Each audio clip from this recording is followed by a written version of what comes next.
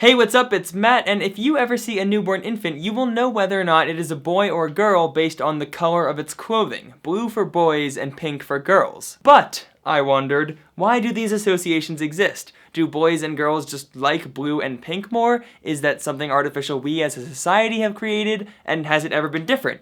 Well, let's check it out. Okay, so for starters, male and female babies in the US tend to like primary colors the best, especially red and blue, and pink is actually one of their least favorite colors above only gray and brown. Other studies have shown that 1-year-old babies are no more likely to select a pink toy over a toy of any other color. But when girls turned 2, they started selecting pink more, and when boys turned 4, they started rejecting pink more. And that 2 to 4-ish age period is around the time when babies start becoming aware of their gender and developing the notions and associations that go along with that. So this seems like it's just something we as a society have created, not something that we're hardwired to like. So this association of blue to boys and pink to girls, where did it come from? Well, first, let's take a look at what children and babies used to wear. This photo from 1884 shows a child in a white dress. And this child is actually future President Franklin Delano Roosevelt. That seems crazy that that picture that looked like a girl is FDR. But the thing is, that's just what boys and girls wore back then. Dresses were more likely to fit than specific clothing sizes. If you needed to change a diaper, you could just lift it up and do it. And they were white because that made them easy to clean and bleach, and we didn't yet have the technology to wash colored clothing without the color fading immensely. But most importantly, the clothes were white because we didn't associate one color with one gender back then. Now, interestingly, in the early 20th century, a couple magazines started saying that pink should be for boys. For example, an excerpt from the 1918 publication of the Ershaw's Infant Department said, "The generally accepted rule is pink for the boys and blue for the girls.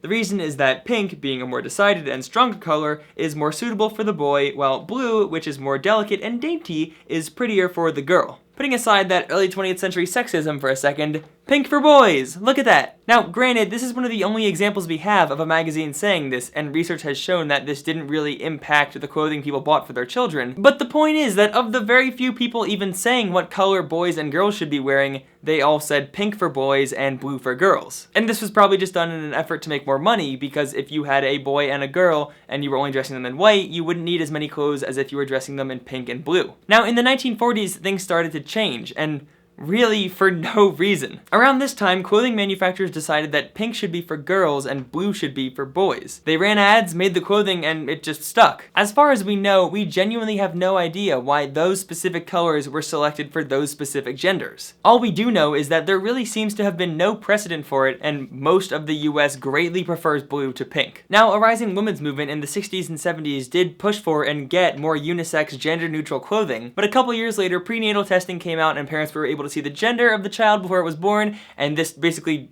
did away with all that because people got freaked out and excited that they could buy clothes for their baby before it was born. So that's where we are today. And though this research specifically focused on the blue and pink association in regards to clothing of babies, it seems like that association just carried on and went into things like toys and just everything else that young boys and girls of most ages would like. And again, we don't know why manufacturers picked blue for boys and pink for girls, so